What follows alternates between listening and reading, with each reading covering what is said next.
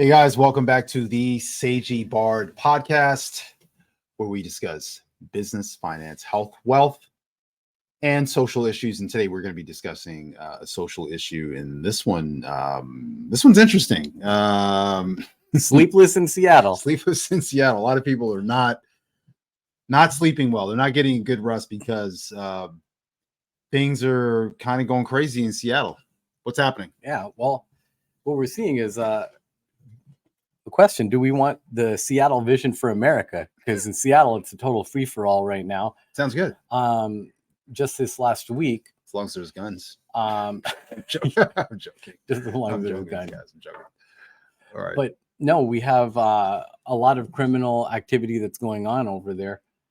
And law enforcement has basically given up in a lot of ways in terms of what to do. Mm-hmm. So Seattle law enforcement actually said this week, it was actually their sheriff, Ethan Huff. He said, the government can't protect you, and you should give criminals, this is exactly a quote, give criminals whatever they're looking for. Interesting. So blank check, how much should I write that out to you for? Exactly. Okay. Interesting. So the police officer is telling them they can't protect us. Can't protect us. And interesting. So why do we need them again?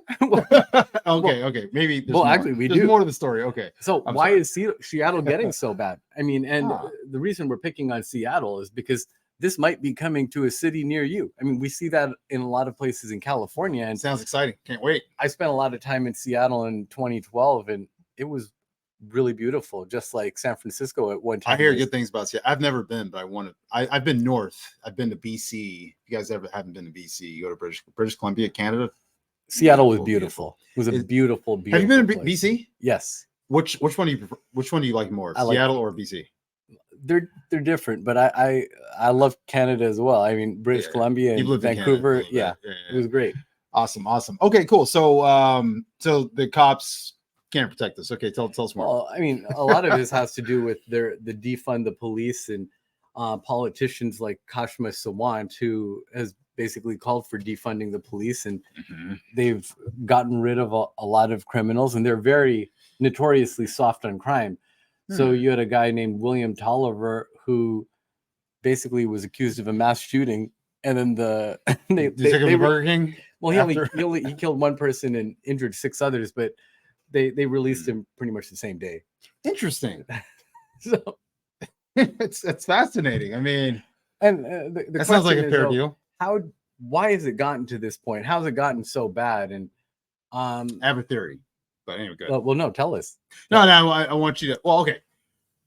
Well, we talked about this obviously off air. We were discussing what I think is happening. I mean, you may have a different opinion, but ultimately, you guys let us know in the comments what you think. Well, this is what I think. All these people you just mentioned, defund the police. Back a couple years ago, I was pretty upset at what was happening. I was pretty upset at watching people be shot to death, especially people who didn't have guns, who were running away, and people like Ahmaud Arbery was a real tragedy when he was running around in a bunch of. I mean, it was 2-3 people surrounded him, videotaped him getting killed. Yeah, it's a bunch of I understand wanting to protect your community, but you have to understand, the public needs to understand that law enforcement's trained to do this. There's levels to escalation, and you can't just run around shooting people, man. Like there was a story I saw the other day. This guy, I want to say this happened in Florida, shoots his neighbor because his neighbor's like trimming his hedges and he's like on his property, so he shoots him. Now, obviously, they've got some. It was Florida, right? Yeah. It was Florida. I told you to stay off my property. So, but we have these are the people who make the news. Yeah. We have millions of responsible gun owners, millions, the vast majority. And then we have knuckleheads who shoot people for trimming their trees on their property. So that's the kind of stuff we have. We have good police officers, and then we have knuckleheads. Yeah. So it's the bad apples that make the news.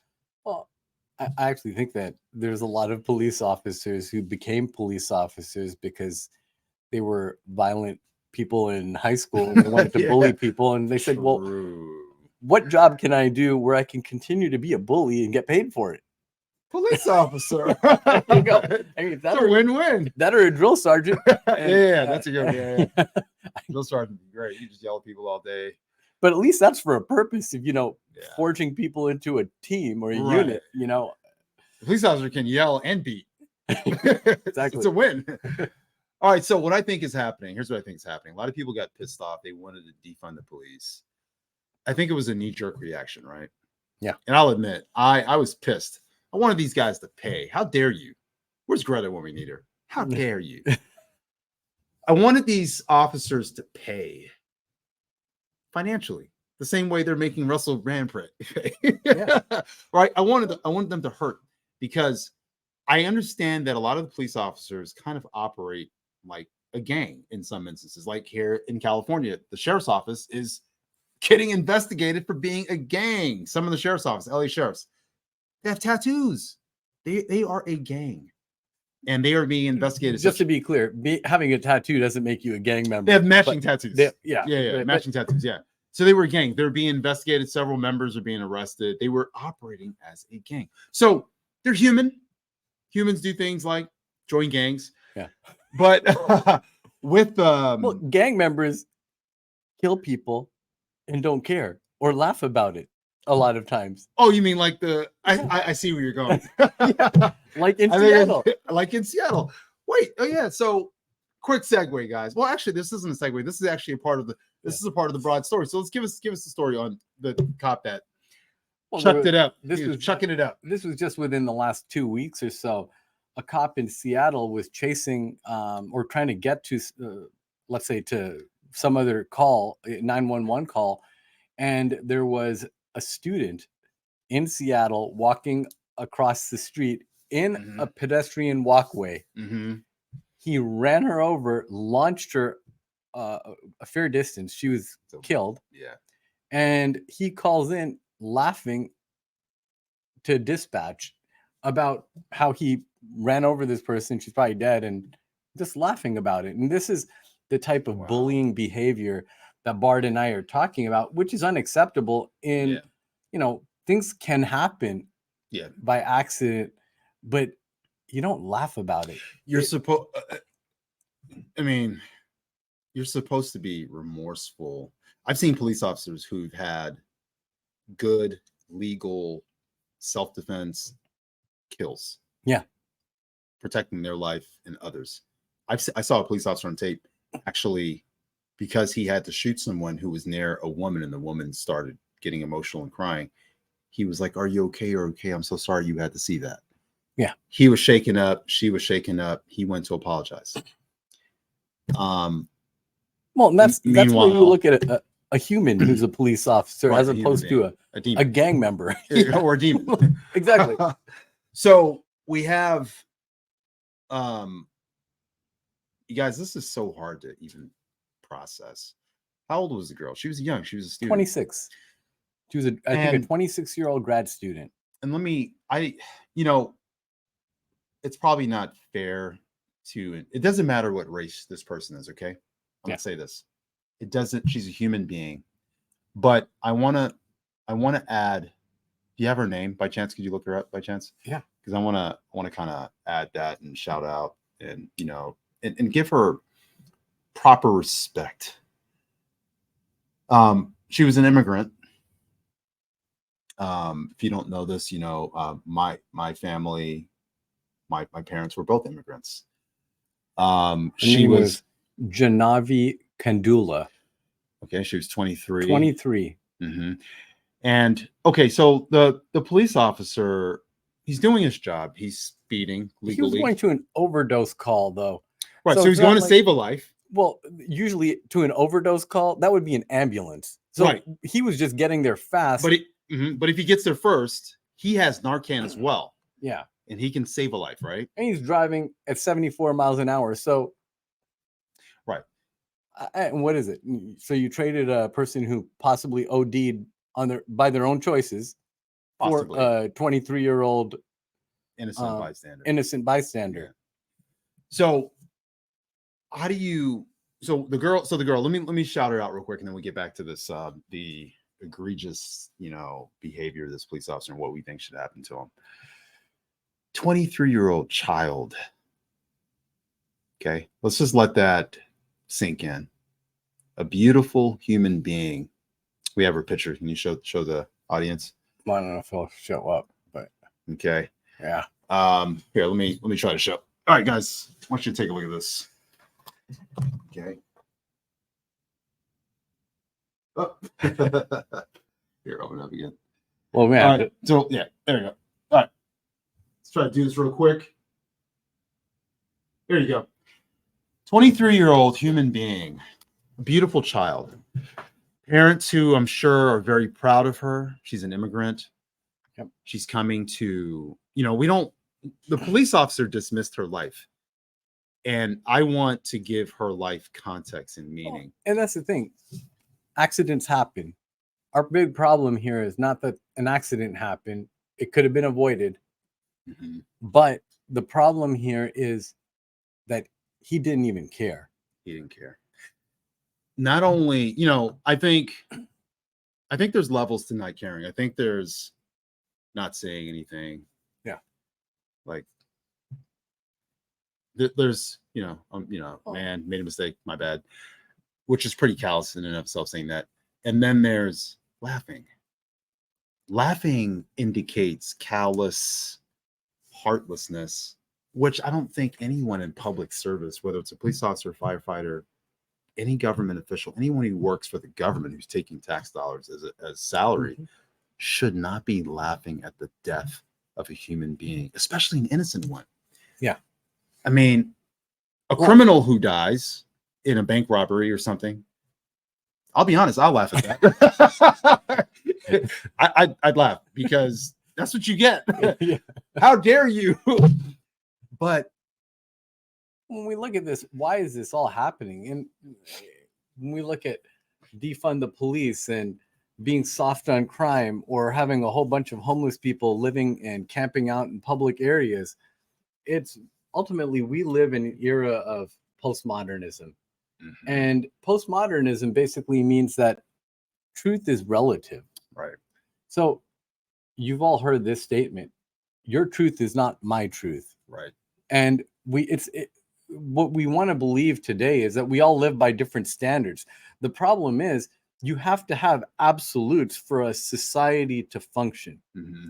Without that, you have a total breakdown of basic law and order. Mm-hmm. And Seattle is almost like a textbook case study on what's happening when you had the Seattle experiment in direct democracy, which was also called CHAZ, or the CHOP zone, the Capitol Hill Autonomous Zone. That didn't work. Yeah, it didn't work. And just to give you an idea, and I had friends who worked in those areas as medical professionals. Okay. But over 24 days, a portion of Seattle, and this was back in 2020 during the George Floyd riots and everything, mm-hmm. was taken over by appeasers and like people like Kashmir Savant, who were saying, well, the police should withdraw from this area. And she was on city council. And I just want to read you some of the crime stats from that 24-day period in this utopia. Yeah, right? Sounds like a great place. You had 2 gun homicides, 4 other shooting victims. All identified victims were Black males, precisely the demographic for whom the Chaz had claimed to offer protection. Interesting. In the 6-block area, crime was 77.5% higher than the weighted control area. Oh. 235 incidents versus 133. In the immediate Chaz Chop 2-block area, crime was 132.9% higher than surrounding areas. 90 incidents versus 38. Let me or you got more stats on that? Go ahead. Go for it. Yeah, this is basically from the 2021 year-end crime report by the Seattle Police Department. Okay. It says, and this is fast forward today. Is it still getting worse? This is the chop effect. Mhm. Okay. The best thing to do if you are ever confronted by criminals while in Seattle is to simply give them, quote, whatever they're looking for, according to King County Sheriff David Robertson or Right. Robinson.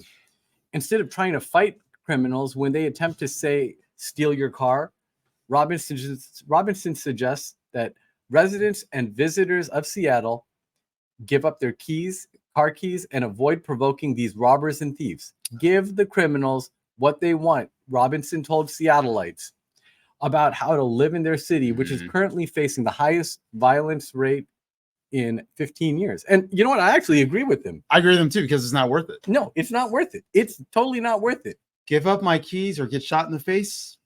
Yeah. I mean, give up your keys. Why would you even try to fight over a car? A car, wallet, Or something that could be replaced. For Yeah. what? For what? Pride? Like, no, you're not robbing me. Boom, boom, boom, boom. You know, it's like, totally not worth it. I mean, I it's agree not with worth him. it, yeah. But the point is, how do you get, as an organized society, how do you get to this point? Well, We're- defunding the police. You defund the police, That's and how you you don't, get to that point. you know, Defund the police. and there's questions for everyone. You know, is the sheriff's advice good or bad? I personally think, given the scenario it is right now, it is good advice, It's great advice. because nothing you have is worth dying for unless it's your family member. That's true. I mean, he's right. And you know, I had a thought I was going to make, but I slipped my mind. Maybe I'll remember it. But here's the thing: if you look at this, question for everyone is it time to give up some of our great cities to hoodlums? Whether that's Los Angeles. Absolutely not. Is this a rhetorical question? Yeah. No, Well, absolutely not. Well, no, the thing is, let's go along with what he's saying. Okay. So increasingly, lawlessness is a sign of the times. Mhm. To give Robinson some credit, his advice is probably the smartest advice that he can offer to Seattleites. All things considered, since the city's police presence has dwindled since George Floyd's, and because of violent crime is up big time, it makes sense to avoid unneeded confrontations in the event that a carjacker, say, demands your vehicle and you are ill-equipped to handle yourself. And most of us are. And Most of even us if you are. can, Exactly. You really It's- shouldn't. yeah, it's not worth it. It's not worth it. Give me your keys. Okay. Here's my wallet as well. Yeah. Just like, leave me alone. literally. Yeah. What else do you need? I got some Nikes on, size 11. You know, Exactly. But here's the other question. On the other hand, if Seattle had a greater police presence, there would be fewer carjackings in the first place. that's true. And if Seattle was a city that valued the Second Amendment and the right to bear arms, more criminals would be deterred from committing crimes because they themselves want to avoid getting shot in a confrontation. Isn't it amazing how criminals also want to avoid getting hurt? Go figure. I think, yeah. I mean, it makes a lot of sense what he's saying. I think, you know, people, you just need to be smart, because ultimately, whatever you have, you know, even like whatever you have is not worth it in the end. You know, just let it go. Let it go. And I get it. You know, you want to be soft on crime because there's a lot of people who are disproportionately persecuted by the laws and law enforcement in this country. But at the same time, you can't be soft on hardcore violent offenders. No, you really can't. I think, okay, so here's what I think is going on. Here's what I think is going on. The police, I think there's some people who are bullies who go into the police force, right? Yeah. And I've heard this from a NYPD police officer and guy who's a sheriff down in Florida, sheriff's office. Bad actors go into the police department, people with personality issues. I don't have the stats on this, but the police department does reject people based on their psychological exams. Yeah, they need to reject more. People. They need to reject more. They need to step it up. All right, so well, yeah. Anyways, from the personal perspective here, though, okay, when we look at the advice, and Bart and I both agree, and I think most people would agree that the Seattle sheriff's advice to basically give criminals whatever they want is solid advice. He's trying to keep you alive. But if we step back a little, what if the colonists had decided that the British were just too strong and gave up? Asks Eric Utter, writing for American Thinker. The likes of George Washington and Samuel Adams could have simply told them to give up their arms and hand the keys to their homes over to the redcoats. That's right. After all, the British had a large and experienced army and the best navy in the world. The colonists had neither, but they chose to fight. And I'm not saying that individually people get a whole bunch of guns because of the Second Amendment and are targeting people trying to break into their homes in Seattle or places like San Francisco. Because the problem is we need to get rid of some of the people who are so soft on crimes that they have allowed this to happen. Right. You know, we must vote out people in power who put the need of the criminal above those who are law-abiding and tax-paying citizens. Let me make my point. There's a point I had on this, and I think this is what's happening. I think that these police officers who have it out, a lot of them don't like the public. I think some of them, I don't have an exact grasp on like percentages, but there are some people who are bad who go into the policing, police work, and then there are people who go in with a good heart, and I believe that they get turned bad, and I believe there are people who go in who are good who stay good. I don't have a breakdown. Now, I believe that due to disrespect of police officers, because I see it all the time, I watch a lot of police videos, like cops and stuff like that. And they have even better stuff out on YouTube than cops. It's uncensored, and you've got body cam footage. You get to see bad guys getting taken down. I love it. Good stuff. But due to the lack of respect that a lot of people have for police officers, due to a few bad apples who like to shoot people in the back, shoot people who have their hands up, and just crazy murder people, police officers who are in jail right now for murder.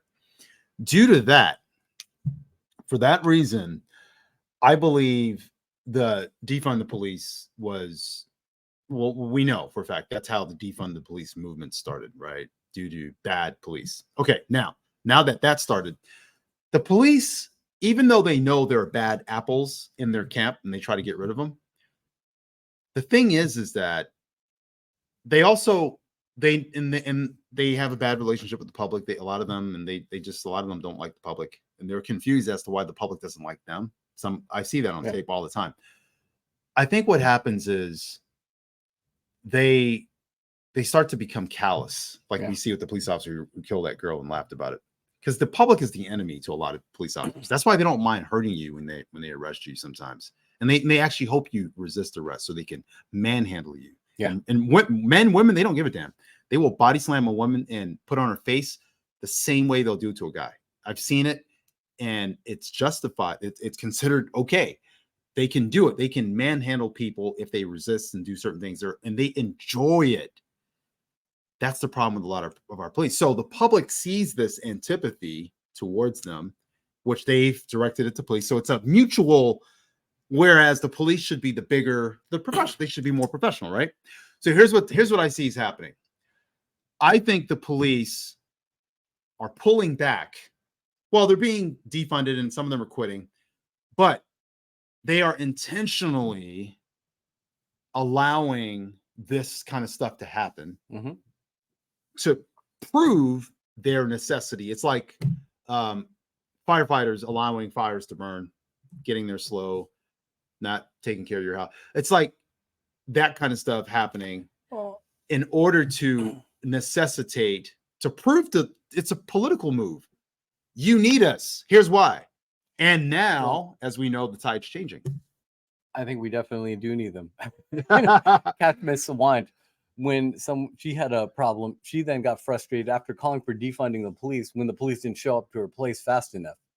Yeah. Okay, so she's the legislator. Yeah, and when we look at a society breaking down, that's exactly what we have right now.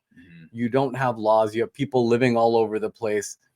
I have a picture up here, and hopefully Bard will be able to get this into so that you guys can see. One picture is of a homeless encampment in India, and then there's another one from Seattle. You're looking at the picture. Can you actually tell the difference between the two? Not very easily, right? Pretty much equal. Yeah. And let's see if we can do this. We could probably do some of this live. Yeah. Go ahead and let's do this. So anyway, go ahead and keep talking about that. Well, no, I want to point out that my family came from India in the 1970s, right? when they came from India in the 1970s, I finally got to go to India for the first time. I think it was in 1984. Okay. And it was the first time I encountered that level of homelessness and people just living on the street. Mm. And my parents would always talk about how amazing the United States was, how clean it was, how nice the roads were. Right. And when we fast forward basically 40 years, we can see the Seattle vision for America. And that's the same as the San Francisco vision, the same as the Los Angeles vision, the same as the Baltimore vision. Right. It's a great place. What we're looking at is, we used to say that was a third world, and the United States was a first world. Today, it's really hard to discern what the first world is and what the third world is, or if we're all just third world. Right. It's the tide is definitely changing. And let me say this. I'm gonna be able to show you guys these pictures that Sagey's talking about. I'm gonna go ahead and add it right now. I was able to pull it up.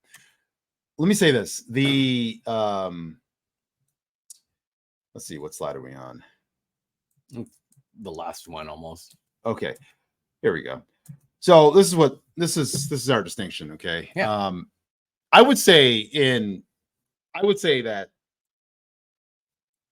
this was happening in, let's say, Seattle. It's not as bad as some other places, but it's getting there. It's getting there. It's getting there. But the point is, when we're looking at this as a nation, we need to realize that our best days as a country can still be ahead of us. Right. We can make changes. We can make things better for everyone.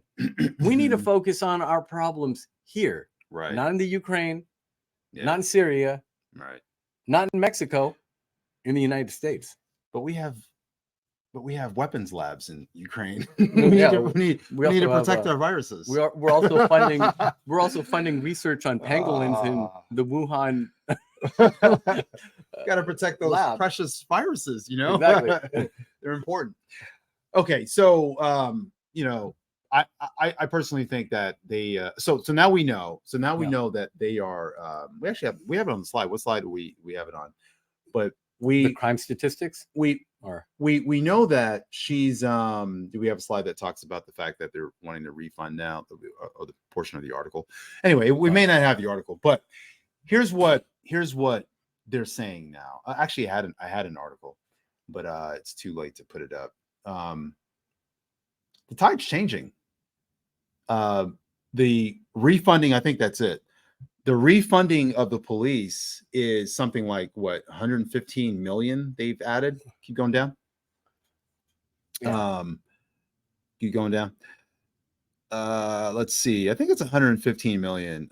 It's a substantial amount of money. They're leaving 19 million more this year. Oh, I'm sorry. Yeah, that was way off. 115. So 19 more $million in the year. So that can pay for quite a bit of police officers. Because they had so many cops just say, okay, we're going to retire because we have no. And these were good. They're like Bart said, there are bad cops. There are good cops. There were a lot of cops, good and bad, that just said, well, we're done with this. Right. Because. And we want the bad ones to be done with it. Yeah, we want the bad ones to go. Now, this article is taken from the SeattleMet.com. SeattleMet.com. And the title of the article is "What Happened to Defunding the Seattle Police Department?" By Benjamin Cassidy. What year? March 21st, 2023. So the money's flowing back the other direction now, because there's only so much. I mean, let's just put it this way. It's an experiment that probably needed to happen in order to get that discussion off the table. Now we know defunding the police doesn't work because it creates a vacuum where criminals are going to be like, whoa. And then they added no bail. Well, we didn't even talk about that. The thing is, we still haven't learned that lesson. That's a hard lesson we're learning right now. We have flash mobs and flash thefts and everything where we are in Southern California. You have whole gangs of people go in and run out, just robbing a store in about a minute. In a minute or less. Faster than the response times for the police. Yeah. And they know that. They know that the police can't get there on time. The thing is, even if you catch someone and they only have 5 pairs of shoes, that's not $950. And see, yes. So it's a misdemeanor. See, exactly. So And they increase a felony used to be $400. And these criminals know that. And they know that. And they know you can't have. So what they do is, so that's why the idea of the flash mob was invented. It's like shock and awe from the Iraq War. Yeah. You've got 50 people, all masked, wearing COVID masks, sunglasses, hoodies, all wearing, they just hit a store the other day. They're going to close the store. Well, they're done. They robbed that one store in LA. It was like $300,000 in less than a minute. Gone. Yeah. There was one store that they took $1 million. These guys have hammers. They're just like breaking open. Stores are closing, guys. And I hate to say it, these flash mobs are usually young black men. We don't have to harp on it, but it's what's happening. These young black men, for whatever reason, are hitting up these luxury malls, luxury stores. They're destroying everything. They're destroying, and it's not. These stores aren't in their communities, by the way. It's in other people's communities, but the stores are gone. They can't operate. I remember there was a Walmart. I don't remember where it was. I think it might have been in Chicago. You might have seen the story where the people were complaining that it was closing. They're like, "You're going to leave a food desert. Yeah. What are you doing?" Mayor came out. All these people came out. The store's going broke. You keep stealing stuff. They got to go. It's over. You don't understand buying. Cause and effect. Cause and effect. When you go into a store, you buy and then leave. Not take everything and leave. Well, you could just get it on credit. 5-finger credit plan. IOU. Anyways, guys, that is it for our Sleepless in Seattle. And you know what? There are things that you can do. Be mindful of what people are saying and cashless bail, a bunch of these different things, because it doesn't have to be this way. We can actually make a difference, and we can our best days as a nation can still be ahead of us. Well said. All right, guys, be sure to please give us a like. We're trying to reach 1,000 subscribers, and we want to do that soon. That's our goal. It's a good goal. Help us reach that goal, please. Thank you. And definitely leave a comment. Let us know what you think about these stories. Let us know. I'm really curious to know what you guys think about all the flash mobs. That stuff is insane. And as always, guys, thank you for watching, and we'll see you in the next one. Goodbye.